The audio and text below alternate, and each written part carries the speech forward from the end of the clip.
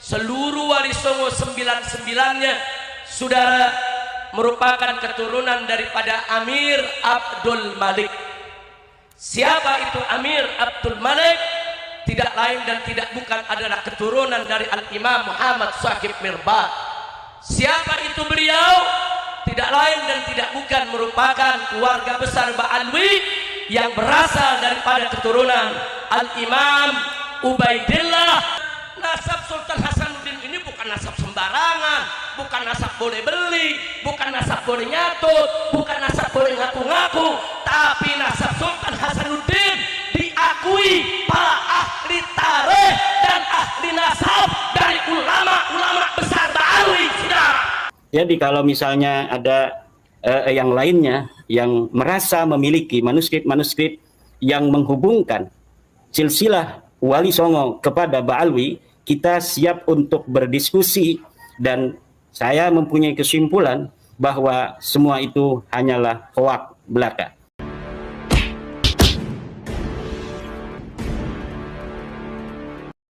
Assalamualaikum warahmatullahi wabarakatuh. Om Swastiastu, Namo Buddhaya, salam kebajikan. Kembali lagi bersama 9.0 TV.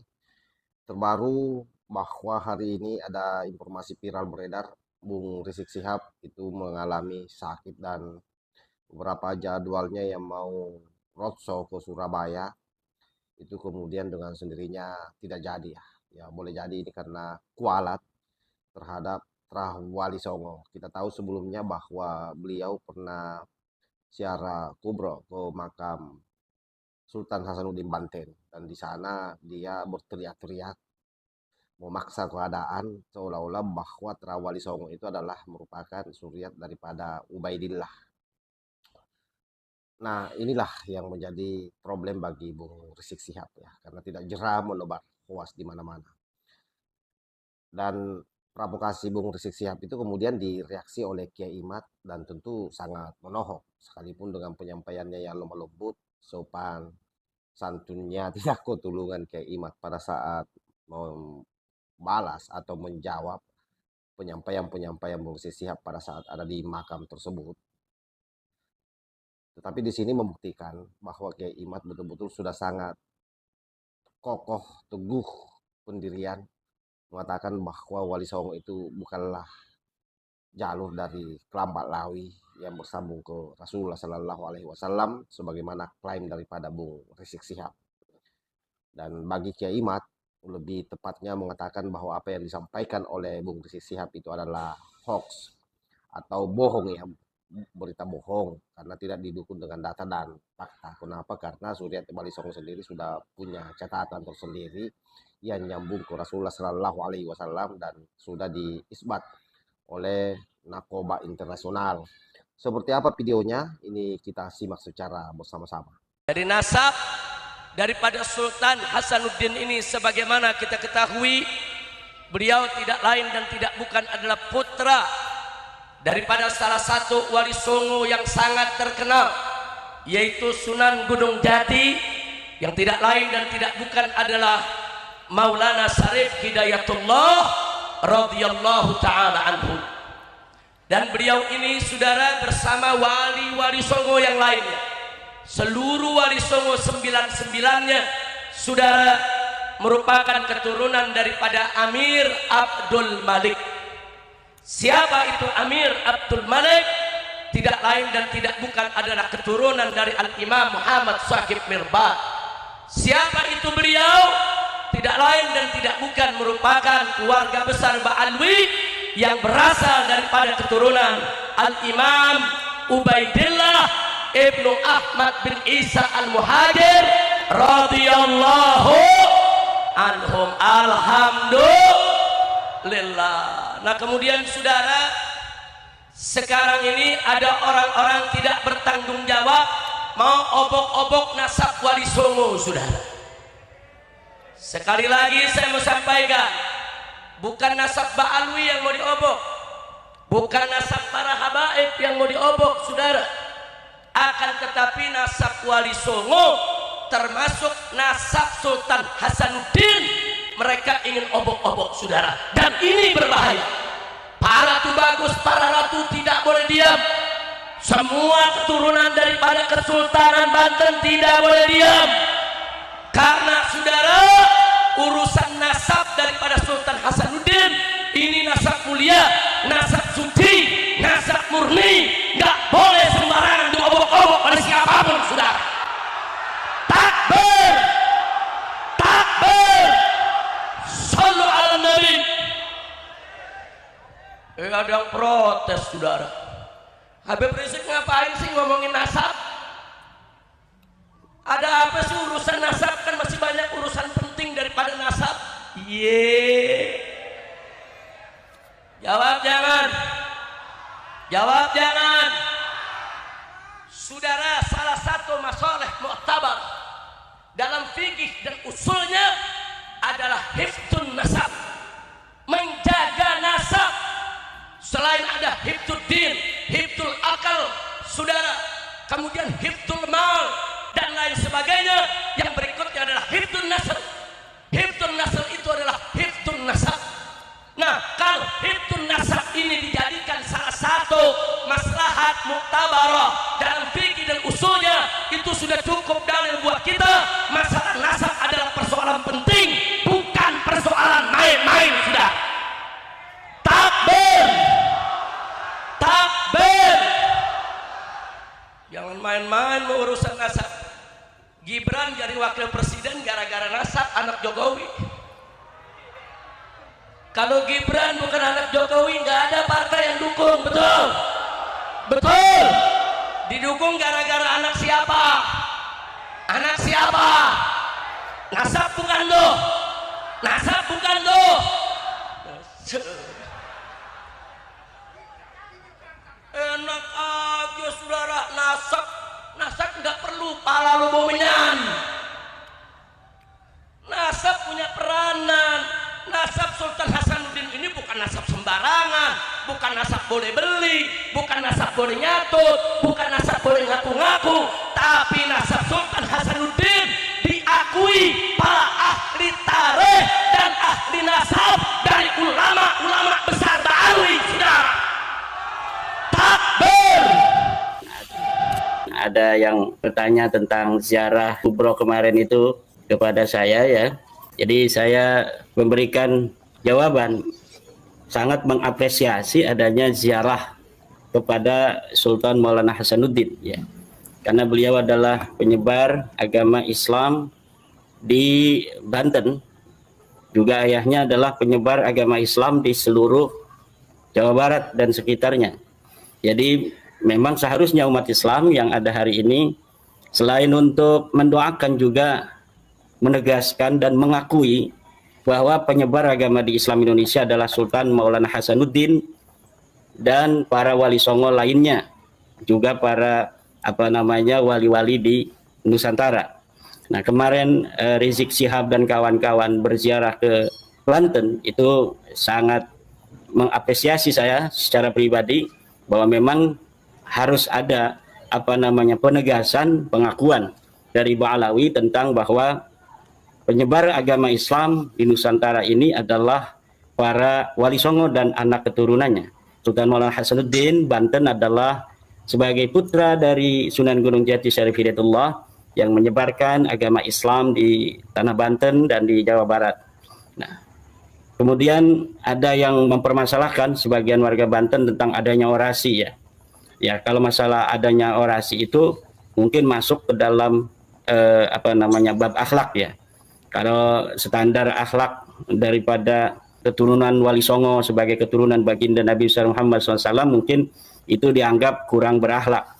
Tapi kan setiap klan itu memiliki standar akhlak yang berbeda-beda.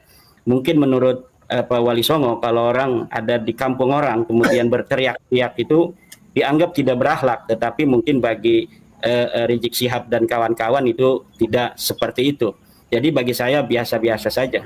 Ada lagi yang mengatakan bahwa di situ ada penghinaan-penghinaan. Ya, saya tidak begitu kaget, wajar-wajar saja, ya kan?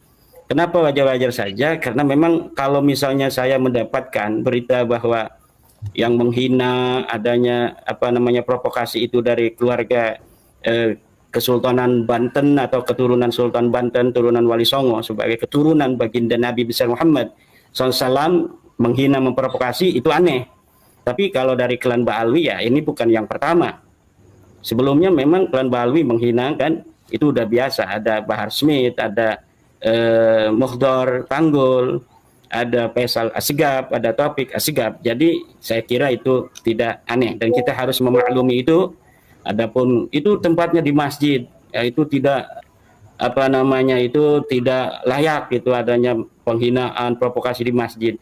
Kita sebagai keturunan Wali Songo, keturunan dari para pendakwah di masa lalu itu harus memiliki sebuah jiwa yang luas, di mana dulu di zaman baginda Nabi besar Muhammad sallallahu alaihi wasallam ada orang Badui masuk masjid, dia di situ kencing, orang-orang pada marah. Nabi tidak marah. Nabi memaklumi, kata baginda Nabi, bu'istum muyassirina la mu'assirin. Kalian diutus itu sebagai orang-orang yang harus memberikan kemudahan pada orang, bukan untuk memberikan kesulitan pada orang. Jadi hal-hal itu dianggap menurut baginda Nabi untuk seorang Badui yang datang ke masjid yang standar akhlaknya berbeda dengan orang-orang Madinah, itu dianggap wajar-wajar saja. Kemudian tentang materi bahwa Wali Songo adalah Ba'alwi, ini tentu berita hoak ya, berita hoak yang kemudian ditulis ya, yang katanya berasal dari Samsul Zahirah. Samsul Zahirah itu karya dari Abdurrahman Al-Masyhur. Abdurrahman Al-Masyhur dicetak ulang tahun 1984 oleh Muhammadiyah Syihab. Kemudian Muhammadiyah Syihab memasukkan keturunan Wali Songo sebagai bagian dari Ba'alwi. Berdasar apa Muhammadiyah Syihab memasukkan Wali Songo dan keturunannya bagian dari Ba'alwi? Apakah berdasar manuskrip kuno? Tidak.